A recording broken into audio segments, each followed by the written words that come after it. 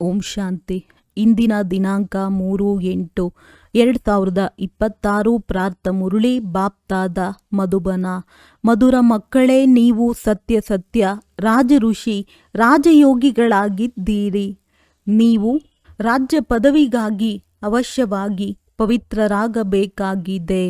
ಪ್ರಶ್ನೆ: ಯಾವ ಗಮನವು ರಾಜ್ಯ ಪದವಿಗೆ ಯೋಗ್ಯರನ್ನಾಗಿ ಮಾಡುತ್ತದೆ?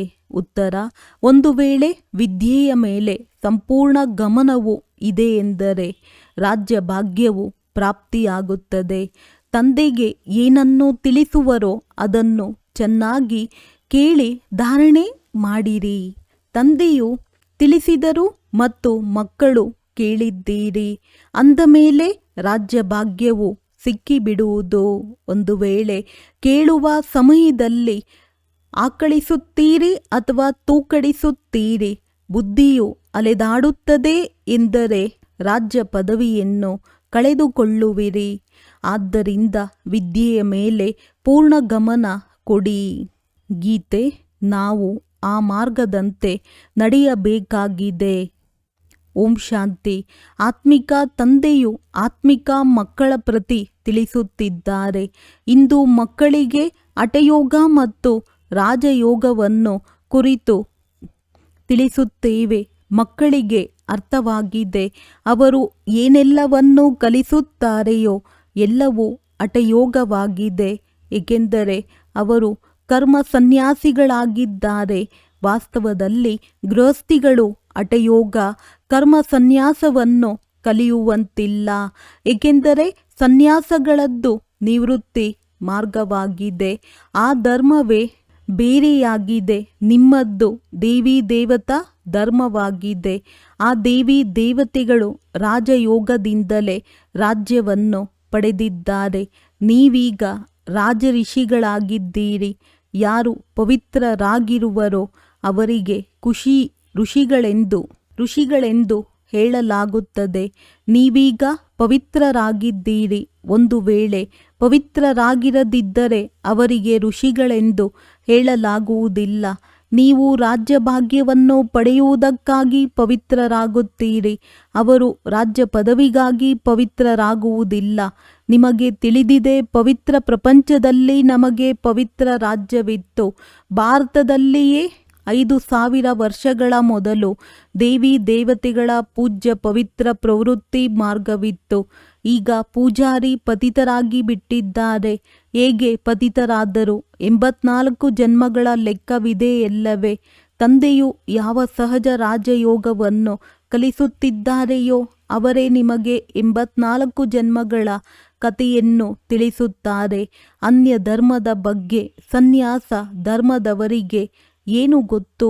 ಇದು ದೇವಿ ದೇವತೆಗಳ ಪ್ರಾಚೀನ ಧರ್ಮವಾಗಿದೆ. ಅದು ಕೊನೆಯಲ್ಲಿ ಬಂದ ಧರ್ಮವಾಗಿದೆ. ಏನು ಕಳೆದು ಹೋಗಿದೆಯೋ ಅದನ್ನು ಸನ್ಯಾಸಿಗಳು ತಿಳಿದುಕೊಳ್ಳಲು ಸಾಧ್ಯವಿಲ್ಲ. ಯಾವುದು ಕೊನೆಯಲ್ಲಿ ಅವರ ಕಣ್ಮುಂದೆ ಕಾಣುವುದೋ ಅದನ್ನು ತಿಳಿಸುತ್ತಾ ಹೋಗುತ್ತಾರೆ. ನಿಮಗೆ ತಿಳಿದಿದೆ, ಹಠಯೋಗಗಳು ಅನೇಕ ಪ್ರಕಾರವಾಗಿದೆ. ದ್ವಾಪರದಿಂದ ಭಕ್ತಿ ಮಾರ್ಗದ ಜೊತೆಗೆ ಹಠಯೋಗವು ಆರಂಭವಾಗುತ್ತದೆ. ಈಗ ಇದು ರಾಜಯೋಗವಾಗಿದೆ. ಆ ಹಠಯೋಗವನ್ನು ಪ್ರತಿ ಜನ್ಮದಲ್ಲಿಯೂ ಕಲಿಯುತ್ತಾ ಬಂದಿದ್ದಾರೆ. ರಾಜಯೋಗವನ್ನು ನೀವು ಇದೊಂದು ಜನ್ಮದಲ್ಲಿಯೇ ಕಲಿಯುತ್ತೀರಿ. ಅವರಂತೂ ಪ್ರತಿ ಜನ್ಮದಲ್ಲಿ ಪುನರ್ಜನ್ಮವನ್ನು ತೆಗೆದುಕೊಂಡು ಹಠಯೋಗವನ್ನು ಕಲಿಯಲೇಬೇಕಾಗಿದೆ. ನೀವು ರಾಜಯೋಗವನ್ನು ಕಲಿಯಲು ಪುನರ್ಜನ್ಮವನ್ನು ತೆಗೆದುಕೊಳ್ಳಬೇಕಾಗುವುದಿಲ್ಲ. ನೀವು ಕೇವಲ ಈ ಸಂಗಮದಲ್ಲಿಯೇ ರಾಜಯೋಗವನ್ನು ಕಲಿಯುತ್ತೀರಿ. ರಾಜ್ಯವು ಪ್ರಾಪ್ತಿಯಾಯಿತು. ಸ್ವರ್ಗವಾಯಿತೆಂದರೆ ಮತ್ತೆಲ್ಲ ಧರ್ಮಗಳು ಸಮಾಪ್ತಿಯಾಗುತ್ತವೆ. ನೀವು ರಾಜ ಋಷಿಗಳಾಗಿದ್ದೀರಿ. ರಾಧೆ ಕೃಷ್ಣರೂ ಸಹ ಪವಿತ್ರರಲ್ಲವೇ? ಪವಿತ್ರರಿಗೆ ಮಹಾತ್ಮರೆಂತಲೂ ಹೇಳುತ್ತಾರೆ. ಮಹಾತ್ಮರು ಪವಿತ್ರರಾಗಿರುತ್ತಾರೆ. ನೀವು ಸಹ ಈಗ ಮಹಾತ್ಮರು ಅಥವಾ ರಾಜ ಋಷಿಗಳಾಗಿದ್ದೀರಿ. ಮಹಾತ್ಮ ಅರ್ಥಾತ್ ಪವಿತ್ರ, ಮಹಾನ್ ಆತ್ಮ. ಈ ಮಾತುಗಳು ಯಾವುದೇ ಶಾಸ್ತ್ರಗಳಲ್ಲಿಲ್ಲ. ಶಾಸ್ತ್ರಗಳಲ್ಲೂ ಕೊನೆಯಲ್ಲಿ ರಚಿಸಲ್ಪಡುತ್ತವೆ. ಕಥೆಗಳ ರೂಪದಲ್ಲಿ ಬರೆಯುತ್ತಾರೆ. ಯಾವುದು ಕಳೆದು ಹೋಗಿರುತ್ತದೆಯೋ ಅದನ್ನು ಕುಳಿತು ಆಟದಂತೆ ಬರೆಯುತ್ತಾರೆ. ಸತ್ಯವಂತೂ ಏನೂ ಇಲ್ಲ. ಈಗ ತಂದೆಯು ಮಕ್ಕಳಿಗೆ ಸನ್ಮುಖದಲ್ಲಿ ಓದಿಸುತ್ತಾರೆ. ನಂತರ ಇವರದ್ದು ಚರಿತ್ರೆಯಾಗುತ್ತದೆ. ಯಾದವರು, ಕೌರವರು, ಪಾಂಡವರಿದ್ದರು ಅಂದ ಮೇಲೆ ಅವಶ್ಯವಾಗಿ ಸಂಗಮದಲ್ಲಿಯೇ ಇರಲು ಸಾಧ್ಯ. ಸಂಗಮ ಯುಗದ ಚರಿತ್ರೆಯನ್ನು ಅವರು ಬರೆದಿದ್ದಾರೆ. ಹಬ್ಬಗಳೆಲ್ಲವೂ ಈ ಸಂಗಮ ಯುಗದ್ದಾಗಿದೆ. ರಕ್ಷಾಬಂಧನವೂ ಸಹ ಪವಿತ್ರತೆಯ ಮೇಲಿದೆ. ನಂತರದಲ್ಲಿ ಅದರ ನೆನಪಾರ್ಥವೂ ನಡೆಯುತ್ತದೆ. ಇಲ್ಲಿ ತಂದೆಯು ಎಲ್ಲರನ್ನೂ ಪವಿತ್ರರನ್ನಾಗಿ ಮಾಡಿ ಪ್ರತಿಜ್ಞೆ ಮಾಡಿಸುತ್ತಾರೆ. ಸಿಖ್ಖರು ಕಂಕಣವನ್ನು ಧರಿಸುತ್ತಾರೆ. ಅದು ಸಹ ಪವಿತ್ರತೆಯ ಸಂಕೇತವಾಗಿದೆ. ಹಿಂದೂ ಜನರು ಜನಿವಾರವನ್ನು ಧರಿಸುತ್ತಾರೆ. ಅದು ಸಹ ಪವಿತ್ರತೆಯ ಸಂಕೇತವಾಗಿದೆ. ಆದರೆ ಅವರು ಪವಿತ್ರರಾಗಿರುವುದಿಲ್ಲ. ಶ್ರೀರಕ್ಷೆಯನ್ನು ಕಟ್ಟಿಸಿಕೊಳ್ಳುತ್ತಾರೆ. ಆದರೆ ಅರ್ಥವನ್ನು ತಿಳಿದುಕೊಂಡಿಲ್ಲ. ಇಂದಿನ ಕಾಲದಲ್ಲಿ ಬ್ರಾಹ್ಮಣರು ಶ್ರೀರಕ್ಷೆಯನ್ನು ಕಟ್ಟುತ್ತಿದ್ದರು. ಆದರೆ ಈಗ ಸಹೋದರಿಯು ಸಹೋದರನಿಗೆ ಶ್ರೀರಕ್ಷೆಯನ್ನು ಕಟ್ಟುತ್ತಾಳೆ. ಅದಕ್ಕಾಗಿ ಸಹೋದರನು ಹಣ ಕೊಡುತ್ತಾರೆ. ಇದೆಲ್ಲವೂ ಈಗ ಫ್ಯಾಷನ್ ಬಂದಿದೆ. ವಾಸ್ತವದಲ್ಲಿ ಇದು ಪವಿತ್ರತೆಯ ಮಾತಾಗಿದೆ. ತಂದೆಯು ತಿಳಿಸುತ್ತಾರೆ, ಮಕ್ಕಳೇ, ಕಾಮ ಮಹಾಶತ್ರುವಾಗಿದೆ. ಆ ಬ್ರಾಹ್ಮಣರು ಈ ರೀತಿ ತಿಳಿಸುವುದಿಲ್ಲ. ಈಗ ಬೇಅದ್ದಿನ ನಾವು ಪವಿತ್ರರಾಗಿರುತ್ತೇವೆ ಎಂದು ವಿಕಾರದಲ್ಲಿ ಹೋಗುವುದಿಲ್ಲವೆಂದು ಪ್ರತಿಜ್ಞೆ ಮಾಡಿರಿ. ತಾವು ಬಂದು ಪತಿತರನ್ನು ಪಾವನ ಮಾಡಿ ಎಂದೇ ನನ್ನನ್ನು ಕರೆಯುತ್ತೀರಿ. ಸತ್ಯ ತ್ರೇತಾ ಯುಗದಲ್ಲಿ ಯಾರೂ ಕರೆಯುವುದಿಲ್ಲ. ಅದು ರಾಮರಾಜ್ಯ, ಇದು ರಾವಣ ರಾಜ್ಯವಾಗಿದೆ. ರಾಮರಾಜ್ಯದಲ್ಲಿ ಪಂಚವಿಕಾರಗಳಿರುವುದಿಲ್ಲ. ಯಥಾ ರಾಜ ರಾಣಿ ತಥಾ ಪ್ರಜಾ. ಈಗ ನೀವು ಮಕ್ಕಳೇ ತಿಳಿದುಕೊಂಡಿದ್ದೀರಿ. ನಾವು ತಂದೆಯಿಂದ ಸ್ವರ್ಗದ ರಾಜ್ಯಭಾಗ್ಯವನ್ನು ತೆಗೆದುಕೊಳ್ಳುತ್ತಿದ್ದೇವೆ. ಈ ನರಕದಿಂದ ಖಂಡಿತವಾಗಿಯೂ ಹೋಗಬೇಕಾಗಿದೆ.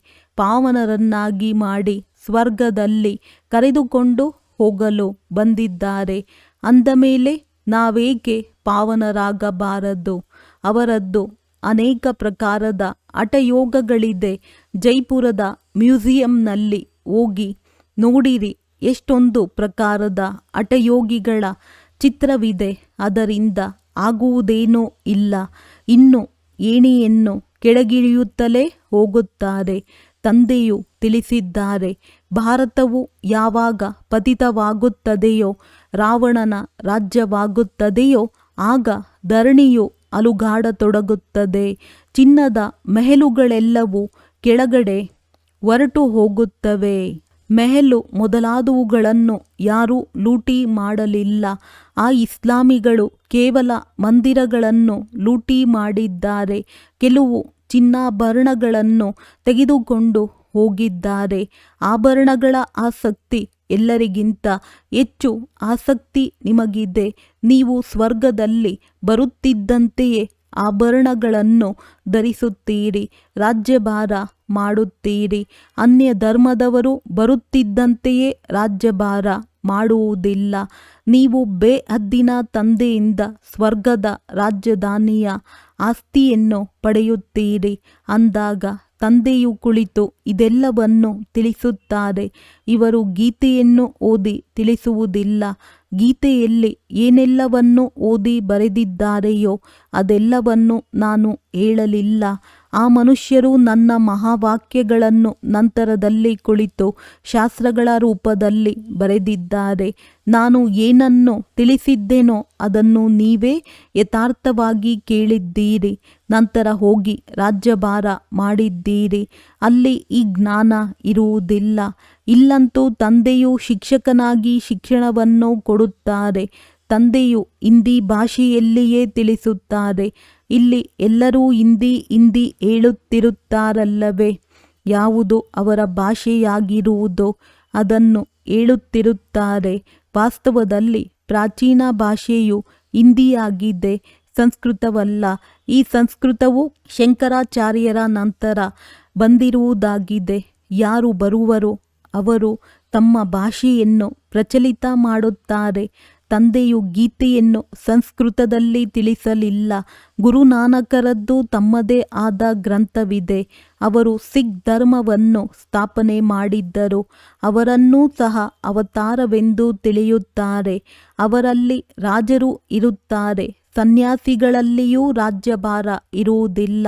ತಂದೆಯೂ ತಿಳಿಸಿದ್ದಾರೆ, ಬುದ್ಧ, ಕ್ರೈಸ್ಟ್ ಮೊದಲಾದವರು ಮೊದಲು ಗೃಹಸ್ಥಿ ಆತ್ಮ ಆಗಿದ್ದರು. ಗೃಹಸ್ಥಿ ಪತಿತ ಆತ್ಮರಂತೂ ಧರ್ಮ ಸ್ಥಾಪನೆ ಮಾಡಲು ಸಾಧ್ಯವಿಲ್ಲ.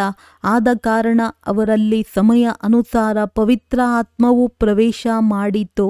ಆಗ ಅವರು ಧರ್ಮ ಸ್ಥಾಪನೆ ಮಾಡಿದ್ದರು. ಅನ್ಯ ಧರ್ಮಗಳು ಭಿನ್ನ ಭಿನ್ನ ಪ್ರಕಾರದಲ್ಲಿದೆ. ಅವರು ಬಂದು ತಮ್ಮ ಚಿಕ್ಕ ಮಠ ಪಂಥಗಳನ್ನು ಸ್ಥಾಪನೆ ಮಾಡುತ್ತಾರೆ. ವೃಕ್ಷದ ಚಿತ್ರದಲ್ಲಿಯೂ ತೋರಿಸಿದ್ದಾರಲ್ಲವೇ ಅಂದಾಗ ಹಠಯೋಗ ಮತ್ತು ರಾಜಯೋಗದಲ್ಲಿ ಬಹಳ ಅಂತರವಿದೆ. ಈ ಮಾತುಗಳನ್ನು ತಿಳಿದುಕೊಳ್ಳಬೇಕಾಗಿದೆ. ಯಾರಿಗೆ ಇವು ಅರ್ಥವಾಗುವುದಿಲ್ಲವೋ ಅವರು ತೂಕಡಿಸುತ್ತಾ ಇರುತ್ತಾರೆ ಅಥವಾ ಆಕಳಿಸುತ್ತಾ ಇರುತ್ತಾರೆ. ಇಲ್ಲಂತೂ ನಿಮಗೆ ಖಜಾನೆಯೂ ಸಿಗುತ್ತದೆ. ಬಹಳ ದೊಡ್ಡ ಸಂಪಾದನೆ ಇದೆ. ನೀವು ರತ್ನಗಳಿಂದ ಜೋಳಿಗೆಯನ್ನು ತುಂಬಿಸಿಕೊಳ್ಳುತ್ತೀರಿ. ಅಂದ ಮೇಲೆ ಇಲ್ಲಿ ಕಣ್ಣುಗಳನ್ನು ತೆರೆದು ಕೇಳಬೇಕಾಗಿದೆ. ಆಕಳಿಸುತ್ತಾ ಇರುತ್ತೀರಿ ಅಥವಾ ಬುದ್ಧಿಯು ಹೊರಗಡೆ ಅಲೆದಾಡುತ್ತಾ ಇದ್ದರೆ ಅವರು ರಾಜ್ಯವನ್ನು ಪಡೆಯಲು ಸಾಧ್ಯವಿಲ್ಲ. ನೀವು ರಾಜ ಋಷಿಗಳಾಗಿದ್ದೀರಿ. ರಾಜ್ಯ ಭಾಗ್ಯವನ್ನು ಪ್ರಾಪ್ತಿ ಮಾಡಿಕೊಳ್ಳುವವರಾಗಿದ್ದೀರಿ. ತಂದೆಯೇ ರಾಜಧಾನಿಯನ್ನು ಸ್ಥಾಪನೆ ಮಾಡುತ್ತಾರೆ. ಶ್ರೀಕೃಷ್ಣನು ಮಾಡುವುದಿಲ್ಲ. ಕೃಷ್ಣನೂ ಸಹ ತಂದೆಯ ಆಸ್ತಿಯನ್ನು ಪಡೆದುಕೊಳ್ಳುತ್ತಾನೆ. ನಿಮ್ಮ ತಂದೆಯು ನಿರಾಕಾರನಾಗಿದ್ದಾರೆ. ಅವರಿಂದ ವಿಶ್ವದ ರಾಜ್ಯ ಪದವಿಯ ಆಸ್ತಿಯನ್ನು ಪಡೆಯುತ್ತಿದ್ದೀರಿ. ನೀವು ಎಷ್ಟೊಂದು ಸಾಹುಕಾರರಾಗಿದ್ದೀರಿ. ಇಲ್ಲಿ ಒಬ್ಬ ತಂದೆಯೇ ಬಂದು ರಾಜಯೋಗವನ್ನು ಕಲಿಸುತ್ತಾರೆ. ಅದರಲ್ಲಿಯೂ ನೀವು ತಿನ್ನಿರಿ, ಕುಡಿಯಿರಿ, ತಿರುಗಾಡಿರಿ. ಕೇವಲ ತಂದೆಯನ್ನು ನೆನಪು ಮಾಡಿರಿ. ಸಾಹುಕಾರರು ಅವಶ್ಯವಾಗಿ ಚೆನ್ನಾಗಿ ತಿನ್ನುತ್ತಾರೆ. ಅವರಂತೂ ತಮ್ಮ ಸಂಪಾದನೆಯ ಫಲವನ್ನು ತಿನ್ನುತ್ತಾರೆ. ಭಕ್ಷ್ಯ ಭೋಜನವನ್ನಾದರೂ ತಿನ್ನಿರಿ ಅಥವಾ ರೊಟ್ಟಿಯನ್ನಾದರೂ ತಿನ್ನಿರಿ, ಆದರೆ ತಂದೆಯನ್ನು ನೆನಪು ಮಾಡಿರಿ. ಬಲೆ ಏನನ್ನಾದರೂ ತಿನ್ನಿರಿ, ಹಣವಿರುವುದಾದರೂ ಏತಕ್ಕೆ? ಬಾಬಾ ಇದನ್ನು ನಿರಾಕರಿಸುವುದಿಲ್ಲ. ಕೇವಲ ತಂದೆಯೊಂದಿಗೆ ಬುದ್ಧಿಯೋಗವನ್ನು ಇಡಬೇಕಾಗಿದೆ. ಈ ರಾಜಧಾನಿಯನ್ನು ಸ್ಥಾಪನೆ ಮಾಡುವುದರಲ್ಲಿ ಯಾವುದೇ ಖರ್ಚಿಲ್ಲ. ಆ ಯುದ್ಧ ಮೊದಲಾದವುಗಳಲ್ಲಿ ಎಷ್ಟೊಂದು ಖರ್ಚಾಗುತ್ತದೆ. ವಿಮಾನಗಳಿಗಾಗಿ ಎಷ್ಟೊಂದು ಖರ್ಚಾಗುತ್ತದೆ. ಒಂದು ವೇಳೆ ಕೆಳಗೆ ಬಿದ್ದರೆ ಒಮ್ಮೆಲೆ ಸಮಾಪ್ತಿಯಾಗಿ ಬಿಡುತ್ತಾರೆ. ಎಷ್ಟೊಂದು ನಷ್ಟ ಉಂಟಾಗುತ್ತದೆ. ಆದ್ದರಿಂದ ತಂದೆಯು ತಿಳಿಸುತ್ತಾರೆ, ನಡೆಯುತ್ತಾ ತಿರುಗಾಡುತ್ತಾ ತಂದೆಯನ್ನು ನೆನಪು ಮಾಡಿರಿ. ಸ್ವದರ್ಶನ ಚಕ್ರವನ್ನು ತಿರುಗಿಸುತ್ತಾ ಇರಿ. ನಾವು 84 ಜನ್ಮಗಳನ್ನು ಪೂರ್ಣಗೊಳಿಸಿದ್ದೇವೆ. ಈಗ ವತನದ ಕಡೆ ಹೋಗಬೇಕಾಗಿದೆ. ಮನೆಗೆ ಹೋಗಿ ನಂತರ ಬಂದು ರಾಜ್ಯಭಾರ ಮಾಡುತ್ತೇವೆ. ನೀವು ಪಾತ್ರಧಾರಿಗಳಲ್ಲವೇ? ಆ ಚಲನಚಿತ್ರವು 2-3 ಗಂಟೆಗಳ ಕಾಲ ನಡೆಯುತ್ತದೆ. ಈ ಬೇಹದ್ದಿನ ನಾಟಕವು 5000 ವರ್ಷ ನಡೆಯುತ್ತದೆ. ಇದನ್ನು ಮನುಷ್ಯರೇ ತಿಳಿದುಕೊಳ್ಳಲು ಸಾಧ್ಯ. ಈ ಪ್ರಪಂಚವು ಮುಳ್ಳುಗಳ ಕಾಡಾಗಿದೆ. ವಿಕಾರದ ಮುಳ್ಳು ಅತಿ ದೊಡ್ಡ ಮುಳ್ಳಾಗಿದೆ. ಇದು ಆದಿ, ಮಧ್ಯ, ಅಂತ್ಯ ದುಃಖ ಕೊಡುತ್ತದೆ. 2ನೇ ಮುಳ್ಳು ಕ್ರೋಧವಾಗಿದೆ. ಅದರ ಗುರುತು ಈ ಮಹಾಭಾರತ ಯುದ್ಧವನ್ನು ನೋಡಿರಿ. ಯಾವುದೇ ಮಾತಿನಲ್ಲಿ ಕ್ರೋಧ ಬಂದರೆ ಸಾಕು, ಕೂಡಲೇ ಬಾಂಬುಗಳನ್ನು ಹಾಕಲು ಆರಂಭಿಸುತ್ತಾರೆ. ಈಗಂತೂ ಇಂತಿಂಥ ಬಾಂಬುಗಳನ್ನು ತಯಾರಿಸಿದ್ದಾರೆ. ಅದರ ಮಾತೇ ಕೇಳಬೇಡಿ. ಸತ್ಯಯುಗದಲ್ಲಿ ಯಾವುದೇ ಯುದ್ಧ ಇತ್ಯಾದಿಗಳಾಗುವುದಿಲ್ಲ. ಸಂಗಮದಲ್ಲಿ ಈ ಮಹಾಭಾರತ ಯುದ್ಧವನ್ನು ತೋರಿಸಿದ್ದಾರೆ. ಮತ್ಯಾವುದೇ ಶಾಸ್ತ್ರಗಳಲ್ಲಿ ಯುದ್ಧದ ಮಾತಿಲ್ಲ. ಅಲ್ಲಂತೂ ನೀವು ಇಡೀ ವಿಶ್ವದ ಮಾಲೀಕರಾಗಿರುತ್ತೀರಿ. ಯುದ್ಧದ ಮಾತಿರಲು ಸಾಧ್ಯವಿಲ್ಲ. ಶಾಸ್ತ್ರಗಳಲ್ಲಿ ಅಸುರರು ಮತ್ತು ದೇವತೆಗಳ ಯುದ್ಧವನ್ನು ತೋರಿಸಿದ್ದಾರೆ. ಆದರೆ ದೇವತೆಗಳು ಅಹಿಂಸಕರಾಗಿದ್ದಾರೆ. ನೀವು ಯೋಗಬಲದಿಂದ ವಿಶ್ವದ ಮಾಲೀಕರಾಗುತ್ತೀರಿ. ಇದು ಶಾಂತಿಯ ಬಲವಾಗಿದೆ. ಇದರಲ್ಲಿ ನೀವು ಏನನ್ನೂ ಹೇಳುವಂತಿಲ್ಲ. ನೆನಪಿನ ಬಲದಿಂದ ನೀವು ತಂದೆಯಿಂದ ವಿಶ್ವದ ರಾಜ್ಯ ಭಾಗ್ಯವನ್ನು ತೆಗೆದುಕೊಳ್ಳುತ್ತೀರಿ. ಅಂತರವು ನೋಡಿ ಎಷ್ಟಿದೆ. ವಿಜ್ಞಾನದ ಬಲದಿಂದ ವಿನಾಶವಾಗುತ್ತದೆ. ಮತ್ತೆ ಅದೇ ವಿಜ್ಞಾನದಿಂದ ನೀವು ಸತ್ಯಯುಗದಲ್ಲಿ ಸುಖವನ್ನು ನೋಡುತ್ತೀರಿ. ವಿಜ್ಞಾನದಿಂದ ಅನ್ವೇಷಣೆ ಮಾಡುತ್ತಾರೆ. ಅದನ್ನು ಸುಖಕ್ಕಾಗಿಯೇ ಮಾಡುತ್ತಾರೆ. ವಿಜ್ಞಾನದವರು ಸಹ ಬಂದು ಜ್ಞಾನವನ್ನು ತೆಗೆದುಕೊಳ್ಳುತ್ತಾರೆ. ಪ್ರದರ್ಶನಿಗೆ ಎಲ್ಲರೂ ಬರುತ್ತಾರೆ. ಮುಂದೆ ಹೋದಂತೆ ಎಲ್ಲರೂ ಬರುವರು. ನಿಮ್ಮ ಈ ಶಾಂತಿಯ ಶಕ್ತಿಯ ಪ್ರಭಾವವು ಬೀರುವುದು.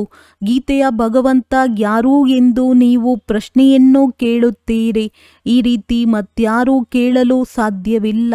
ಎಲ್ಲಿ ಈ ಪ್ರಶ್ನೆಗಳನ್ನು ಬರೆಯುವಿರೋ ಅದರ ಜೊತೆಗೆ ಚಿತ್ರಗಳನ್ನು ಕೊಡಿ. ಗೀತೆಯ ಭಗವಂತ ಪರಮಪಿತ ಪರಮಾತ್ಮನೋ ಅಥವಾ ಶ್ರೀಕೃಷ್ಣನೋ. ಶ್ರೀಕೃಷ್ಣನು ಪೂರ್ಣ 84 ಜನ್ಮಗಳನ್ನು ತೆಗೆದುಕೊಳ್ಳುತ್ತಾನೆ.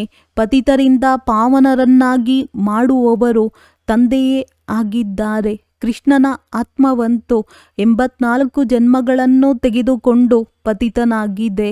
ಅವರಿಗೆ ತಂದೆಯು ತಿಳಿಸುತ್ತಾರೆ, ನೀವು 84 ಜನ್ಮಗಳನ್ನು ತೆಗೆದುಕೊಂಡಿದ್ದೀರಿ.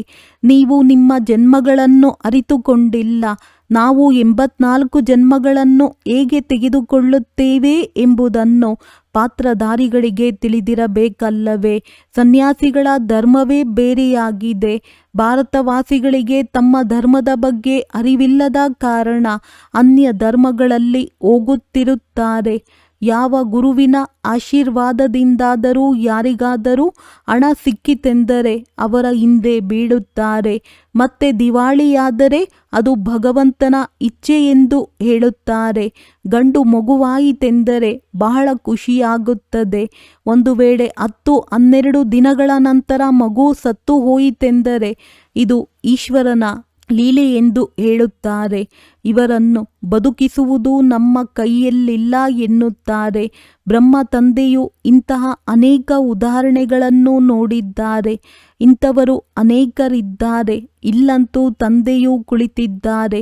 ತಂದೆಯು ಮಕ್ಕಳಿಗೆ ತಿಳಿಸುತ್ತಾರೆ, ಮಧುರಾತಿ ಮಧುರ ಮಕ್ಕಳೇ, ಪಾವನರಾಗಿ. ನಿಮಗೆ ನೆನಪಿದೆಯೇ ಯಾವಾಗ ಮಹಾಭಾರತ ಯುದ್ಧವಾಗಿತ್ತೋ ಆಗ ಬಾಬಾ ನಮ್ಮನ್ನು ಈ ದುಶ್ಯಾಸನರು ಅಪವಿತ್ರರನ್ನಾಗಿ ಮಾಡುತ್ತಾರೆ. ಇದರಿಂದ ರಕ್ಷಣೆ ಮಾಡಿ ಎಂದು ದ್ರೌಪದಿಯು ಕರೆದಿದ್ದಳು. ಇದು 5000 ವರ್ಷಗಳ ಮಾತಾಗಿದೆ. ವಿಕಾರಕ್ಕಾಗಿಯೇ ಅಬಲೆಯರ ಮೇಲೆ ಅತ್ಯಾಚಾರಗಳಾಗುತ್ತವೆ. ಕೆಲವರು ಸ್ತ್ರೀಯರೂ ಸಹ ಈ ರೀತಿ ಇರುತ್ತಾರೆ. ಅವರು ವಿಕಾರವಿಲ್ಲದೆ ಇರಲು ಸಾಧ್ಯವಾಗುವುದಿಲ್ಲ. ಶೂರ್ಪನಖಿ ಪೂತನ ಎಂದು ಅವರ ಹೆಸರನ್ನು ಇಡಲಾಗಿದೆ. ಯಾರು ವಿಕಾರಕ್ಕಾಗಿ ತೊಂದರೆ ಕೊಡುವರೋ ಅವರು ಕಂಸ, ಜರಾಸಂಧ, ಶಿಶುಪಾಲ ಆಗಿದ್ದಾರೆ. ಇವರೆಲ್ಲರೂ ವಿನಾಶವನ್ನು ಹೊಂದಲೇಬೇಕಾಗಿದೆ. ಈ ಸಮಯದಲ್ಲಿ ಆಸುರಿ ರಾವಣ ರಾಜ್ಯವಿದೆ. ನಂತರ ಈಶ್ವರಿಯ ರಾಜ್ಯವಿರುವುದು. ಹೇಗೆ 84 ಜನ್ಮಗಳನ್ನು ತೆಗೆದುಕೊಳ್ಳುತ್ತೇವೆ ಎಂದು ನೀವು ಇಡೀ ಚಕ್ರವನ್ನು ಅರಿತುಕೊಂಡಿದ್ದೀರಿ. ಯಾವಾಗ ವಿಕಾರದಲ್ಲಿ ಹೋಗುವರೋ ಆಗ ಇದೆಲ್ಲವೂ ಮರೆತು ಹೋಗುತ್ತದೆ. ವಿಕಾರದಲ್ಲಿ ಹೋಗುವವರ ಮುಖವೇ ಬಾಡಿ ಹೋಗುತ್ತದೆ. ನಾವು ಏನು ಮಾಡಿಬಿಟ್ಟೆವು ಎಂದು ಸ್ವಯಂ ಅವರೇ ತಿಳಿದುಕೊಳ್ಳುತ್ತಾರೆ. ತಂದೆಯು ಹೇಳುತ್ತಾರೆ, ಮಕ್ಕಳೇ, ಈ ವಿಕಾರದ ಗಣಿಯಲ್ಲಿ ಬೀಳಬೇಡಿ. ಇದು ನಿಮಗೆ ಆದಿ ಮಧ್ಯ ಅಂತ್ಯ ದುಃಖವನ್ನು ಕೊಡುವಂಥದ್ದಾಗಿದೆ. ಇದರಲ್ಲಿ ಬೀಳಬಾರದು. ಪ್ರತಿಜ್ಞೆ ಮಾಡಿರಿ, ನಾವೆಂದೂ ವಿಕಾರದಲ್ಲಿ ಹೋಗುವುದಿಲ್ಲ. ಭಗವಾನುವಾಚ, ಇದೇ ಕಾಮ ಮಹಾಶತ್ರುವಾಗಿದೆ. ಪ್ರತಿಯೊಂದು ಚಿತ್ರದಲ್ಲಿ ಮೊದಲು ಇದನ್ನು ಬರೆಯಿರಿ. ಜ್ಞಾನಸಾಗರ, ಪತಿತ ಪಾವನ, ಗೀತಾ ಜ್ಞಾನದಾತ, ಶಿವ ಭಗವಾನುವಾಚ. ಈ ರೀತಿ ಬರೆದಾಗ ಕೃಷ್ಣನ ಹೆಸರೇ ಹೊರಟು ಹೋಗುವುದು. ನಮಗೆ ಗೀತೆಯ ಭಗವಂತನೇ ಕುಳಿತು ಇದನ್ನು ತಿಳಿಸುತ್ತಾರೆ. ಅದೇ ಜ್ಞಾನವನ್ನು ನಾವು ತೆಗೆದುಕೊಳ್ಳುತ್ತೇವೆ. ಭಗವಂತನೇ ಬಂದು ಹೊಸ ಪ್ರಪಂಚವನ್ನು ಸ್ಥಾಪನೆ ಮಾಡುತ್ತಾರೆ. ಮತ್ತೆ ಹಳೆಯ ಪ್ರಪಂಚದ ವಿನಾಶವಾಗುತ್ತದೆ. ಇದು ರುದ್ರ ಜ್ಞಾನ ಯಜ್ಞವಲ್ಲವೇ? ಇದಕ್ಕೆ ಮೂಲ ಶಿವ ತಂದೆಯಾಗಿದ್ದಾರೆ. ರುದ್ರ ತಂದೆ ಎಂದು ಹೇಳುವುದಿಲ್ಲ. ಬಾಂಬೆಯಲ್ಲಿ ಬಬುಲನಾಥನ ಮಂದಿರವೂ ಇದೆ. ಮುಳ್ಳುಗಳಿಗೆ ಬಬುಲ ಎಂದು ಹೇಳಲಾಗುತ್ತದೆ. ಅಂದ ಮೇಲೆ ಬಬುಲನಾಥ ಎಂಬ ಹೆಸರನ್ನು ಏಕೆ ಇಟ್ಟಿದ್ದಾರೆ? ಇದನ್ನು ಯಾರೂ ತಿಳಿದುಕೊಂಡಿಲ್ಲ. ಚಿತ್ರವಂತೂ ಶಿವನದ್ದಾಗಿದೆ. ಬಾಕಿ ಅದಕ್ಕೆ ಅನೇಕ ಹೆಸರುಗಳನ್ನು ಇಟ್ಟು ಬಿಟ್ಟಿದ್ದಾರೆ. ಶಿವ ತಂದೆಯೇ ಬಂದು ಮುಳ್ಳುಗಳ ಕಾಡನ್ನು ಹೂದೋಟವನ್ನಾಗಿ ಮಾಡುತ್ತಾರೆ. ಅವರೇ ನಿಮ್ಮ ತಂದೆಯಾಗಿದ್ದಾರೆ. ಅವರ ಹೆಸರಾಗಿದೆ ಶಿವ. ಶಿವ ಪರಮಾತ್ಮಾಯ ನಮಃ, ಬ್ರಾಹ್ಮಣ ದೇವಿ ದೇವತಾಯ ನಮಃ ಶಬ್ದವು ಸಂಪೂರ್ಣ ಸ್ಪಷ್ಟವಾಗಿದೆ. ಆ ಪರಮಪಿತ ಪರಮಾತ್ಮನೇ ಕುಳಿತು ಈಗ ಈ ರಥದ ಮೂಲಕ ತಿಳಿಸುತ್ತಿದ್ದಾರೆ. ಹೇಗೆ ಲೌಕಿಕ ತಂದೆಯೂ ತಿಳಿಸುತ್ತಾರಲ್ಲವೇ? ಮಕ್ಕಳೇ, ನನ್ನ ಕುಲಕ್ಕೆ ಕಳಂಕ ತರಬೇಡಿ, ಯಾವುದೇ ಕೆಟ್ಟ ಕೆಲಸವನ್ನು ಮಾಡಬೇಡಿ ಎಂದು. ಅದೇ ರೀತಿ ಈ ತಂದೆಯೂ ಸಹ ಹೇಳುತ್ತಾರೆ, ಮಕ್ಕಳೇ, ವಿಕಾರದಲ್ಲಿ ಹೋಗಬೇಡಿರಿ. ಪವಿತ್ರರಾಗದೆ ಸ್ವರ್ಗದಲ್ಲಿ ಶ್ರೇಷ್ಠ ಪದವಿಯನ್ನು ಪಡೆಯಲು ಸಾಧ್ಯವಿಲ್ಲ. ನೀವು ಬಹಳ ದೊಡ್ಡ ಸಂಪಾದನೆಯನ್ನು ಮಾಡಿಕೊಳ್ಳುತ್ತಿದ್ದೀರಿ. ಉಳಿದೆಲ್ಲರೂ ಕಳೆದುಕೊಳ್ಳುತ್ತಿದ್ದಾರೆ. ಬಲೆ ಯಾರ ಬಳಿಯಾದರೂ ಪದಮದಷ್ಟಿರಬಹುದು. ದೊಡ್ಡ ದೊಡ್ಡ ಮೆಹಲುಗಳನ್ನು ಕಟ್ಟಿಸುತ್ತಿದ್ದಾರೆ. ಲಕ್ಷಾಂತರ ರೂಪಾಯಿಗಳನ್ನು ಖರ್ಚು ಮಾಡುತ್ತಾರೆ. ಆದರೆ ನಿಮಗೆ ತಿಳಿದಿದೆ, ಇದೆಲ್ಲವೂ ಸಮಯದ ವ್ಯರ್ಥವಾಗಿದೆ. ಇದೇನೂ ಕೆಲಸಕ್ಕೆ ಬರುವುದಿಲ್ಲ. ಎಲ್ಲವೂ ಸಮಾಪ್ತಿಯಾಗಿ ಬಿಡುವುದು. ಇನ್ನು 10-12 ಸಾವಿರ ವರ್ಷಗಳು ನಡೆಯುತ್ತದೆ ಎಂದು ಅವರು ತಿಳಿದುಕೊಳ್ಳುತ್ತಾರೆ. ಆದರೆ ನಿಮಗೆ ಗೊತ್ತಿದೆ, ಮೃತ್ಯುವು ಸನ್ಮುಖದಲ್ಲಿ ನಿಂತಿದೆ, ತಲೆಯ ಮೇಲೆ ನಿಂತಿದೆ. ಸ್ವಲ್ಪ ಸಮಯದಲ್ಲಿಯೇ ಈ ಭೂಕಂಪ ಇತ್ಯಾದಿಗಳು ಆಗಿ ಎಲ್ಲವೂ ಡೋಲಾಯಮಾನವಾಗಿ ಆಗಿಬಿಡುವುದು. ಭೂಕಂಪದಲ್ಲಿ ಅಸಂಖ್ಯಾತ ಜನರು ಸಾಯುತ್ತಾರೆ. ಈಗಂತೂ ವಿನಾಶವಾಗಲೇಬೇಕಾಗಿದೆ. ವಿನಾಶದ ಸಾಕ್ಷಾತ್ಕಾರ ಮತ್ತು ಸ್ಥಾಪನೆಯ ಸಾಕ್ಷಾತ್ಕಾರವನ್ನು ನೋಡಿದ್ದೀರಿ. ಈಗ ಮತ್ತೆ ಈ ಸ್ಥೂಲ ಕಣ್ಣುಗಳಿಂದ ನೋಡುತ್ತೀರಿ. ಭಕ್ತಿ ಮಾರ್ಗದಲ್ಲಿ ಏನೆಲ್ಲವನ್ನೂ ಮಾಡುತ್ತಾರೆ. ಆದರೆ ಯಾರೂ ವೈಕುಂಠದಲ್ಲಿ ಹೋಗಲು ಸಾಧ್ಯವಿಲ್ಲ. ಜ್ಞಾನವಿಲ್ಲದೆ ಸದ್ಗತಿ ಇಲ್ಲ. ಇವೆಲ್ಲವೂ ಭಕ್ತಿ ಮಾರ್ಗದ ಗೊಂಬೆಗಳಾಗಿವೆ. ಒಳ್ಳೆಯದು. ಮಧುರಾತಿ ಮಧುರ ಅಗಲಿ ಹೋಗಿ ಮರಳಿ ಸಿಕ್ಕಿರುವ ಮಕ್ಕಳ ಪ್ರತಿ ಮಾತ್ಪಿತಾ ಬಾಪ್ ತಾದಾರವರ ನೆನಪು, ಪ್ರೀತಿ ಹಾಗೂ ಸುಪ್ರಭಾತ. ಆತ್ಮಿಕ ಮಕ್ಕಳಿಗೆ ಆತ್ಮಿಕ ತಂದೆಯ ನಮಸ್ತೆ. ಧಾರಣೆಗಾಗಿ ಮುಖ್ಯ ಸಾರ: ಕುಲ ಕಳಂಕಿತ ಮಾಡುವಂತಹ ಯಾವುದೇ ಕೆಟ್ಟ ಕೆಲಸವನ್ನು ಮಾಡಬಾರದು. ತಮ್ಮೊಂದಿಗೆ ತಾವೇ ಪವಿತ್ರರಾಗುವ ಪ್ರತಿಜ್ಞೆ ಮಾಡಿಕೊಳ್ಳಬೇಕಾಗಿದೆ. ಈಗ ತಮ್ಮ ಹಣ ಸಮಯವನ್ನು ವ್ಯರ್ಥವಾಗಿ ಕಳೆಯಬಾರದು. ಹೂದೋಟದಲ್ಲಿ ಹೋಗುವುದಕ್ಕಾಗಿ ಮುಳ್ಳುಗಳನ್ನು ತೆಗೆದು ಹಾಕಬೇಕಾಗಿದೆ. ವರದಾನ: ಅಲೌಕಿಕ ಆಟ ಮತ್ತು ಆಟಿಕೆಯೊಂದಿಗೆ ಆಡುತ್ತಾ ಸದಾ ಶಕ್ತಿಶಾಲಿ ಆಗುವಂತಹ ಅಚಲ ಅಡೋಲ ಭವ. ಅಲೌಕಿಕ ಜೀವನದಲ್ಲಿ ಮಾಯೆಯ ವಿಘ್ನಗಳು ಬರುವುದು ಸಹ ಅಲೌಕಿಕ ಆಟವಾಗಿದೆ. ಹೇಗೆ ಶಾರೀರಿಕ ಶಕ್ತಿಗಾಗಿ ಆಟವನ್ನು ಆಡಿಸಲಾಗುತ್ತದೆ, ಹಾಗೆಯೇ ಅಲೌಕಿಕ ಯುಗದಲ್ಲಿ ಪರಿಸ್ಥಿತಿಗಳನ್ನು ಆಟಿಕೆ ಎಂದು ತಿಳಿದುಕೊಂಡು ಈ ಅಲೌಕಿಕ ಆಟವನ್ನಾಡಿರಿ. ಇದರಿಂದ ಭಯ ಅಥವಾ ಗಾಬರಿಯಾಗಬಾರದು. ಸ್ವಯಂವನ್ನು ಸರ್ವ ಸಂಕಲ್ಪಗಳ ಸಹಿತವಾಗಿ ಬಾಪ್ ತಾದಾರವರ ಮೇಲೆ ಅರ್ಪಣೆ ಮಾಡುತ್ತೀರೆಂದರೆ ಮಾಯೆಯು ಎಂದಿಗೂ ಯುದ್ಧ ಮಾಡಲು ಸಾಧ್ಯವಿಲ್ಲ. ಪ್ರತಿನಿತ್ಯ ಅಮೃತ ವೇಳೆಯಲ್ಲೇ ಸಾಕ್ಷಿಯಾಗಿ ಸ್ವಯಂನ ಸರ್ವಶಕ್ತಿಗಳಿಂದ ಶೃಂಗರಿಸಿಕೊಳ್ಳುತ್ತೀರೆಂದರೆ ಅಚಲ ಅಡೋಲರಾಗಿ ಇರುತ್ತೀರಿ. ಸ್ಲೋಗನ್: ಪ್ರಪಂಚದ ಯಾವುದೇ ಸಮಾಚಾರವನ್ನು ಕೇಳುವುದು ಹೇಳುವುದು ಸಹ ಸ್ವಯಂನಲ್ಲಿ ಕೊಳಕನ್ನು ಜಮಾ ಮಾಡಿಕೊಳ್ಳುವುದಾಗಿದೆ. ಅವ್ಯಕ್ತ ಸೂಚನೆಗಳು: ಅಪವಿತ್ರತೆಯ ಬೀಜವನ್ನು ಸಮಾಪ್ತಿ ಮಾಡಿ ಸಂಪೂರ್ಣ ಸ್ವಚ್ಛ ಆಗಿರಿ. ಬಾಪ್ ದಾದಾರವರ ಮುಖ್ಯ ಆದೇಶವಾಗಿದೆ, ನಿರಂತರ ನೆನಪಿನಲ್ಲಿ ಇರಿ ಹಾಗೂ ಮನಸ್ಸು, ವಾಣಿ, ಕರ್ಮದಿಂದ ಪವಿತ್ರರಾಗಿ. ಸಂಕಲ್ಪದಲ್ಲಿಯೂ ಅಪವಿತ್ರತೆ ಅಥವಾ ಅಶುದ್ಧತೆ ಇರಬಾರದು. ಇದಕ್ಕೆ ಹೇಳಲಾಗುತ್ತದೆ ಸಂಪೂರ್ಣ ಪವಿತ್ರ.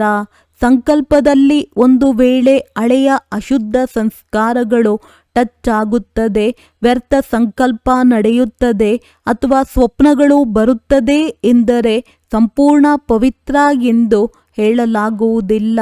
ಹಾಗಾಗಿ ಪವಿತ್ರ ಭವ ಹಾಗೂ ಯೋಗಿ ಭವದ ಮೊದಲನೆಯ ಪಾಠವನ್ನು ಸ್ವರೂಪದಲ್ಲಿ ತೆಗೆದುಕೊಂಡು ಬನ್ನಿ. ಆಗಲೇ ತಂದೆಯ ಸಮಾನ ಹಾಗೂ ತಂದೆಯ ಸಮೀಪ ಬರುವ ಅಧಿಕಾರಿ ಆಗುವಿರಿ. ಒಳ್ಳೆಯದು. ಓಂ ಶಾಂತಿ.